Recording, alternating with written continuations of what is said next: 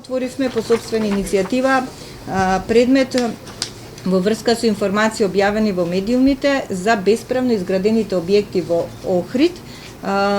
како заштитен град во стариот дел на градот, како заштитен град од УНЕСКО.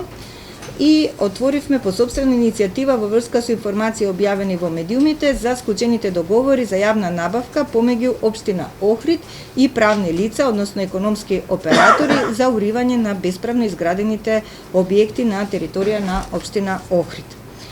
Понатаму во делот на судирни интереси, понатаму во врска со објавениот тендер од страна на општина Охрид за избор на фирма која ќе ги руши дивоградбите во Охрид, каде што меѓу двете фирми кои доставиле понуди на тендерот е и фирмата во собственост на членот на Советот на општина Охрид, Нефи Усеини, кој е собственик и на пицеријата дивоградбата Кајчинарот во Охрид. Државната комисија за спречување на корупцијата испрати соопштение до медиумите за ограничувањата кои се однесуваат на службените лица во соработка со правни лица што се во нивна собственост или во собственост на нивни блиски лица, а во насока да превенира потенцијален судир на интереси што ќе настане доколку не се почитуваат тие ограничувања.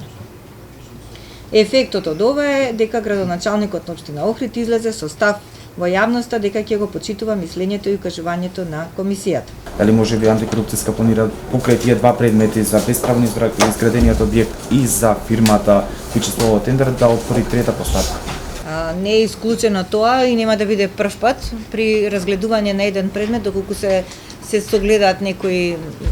нелогичности, особено во зголемување на имотната состојба несразмерно на примањата што ги остварува определено избрано лице, да се отвори уште еден предмет за испитување на имотна состојба.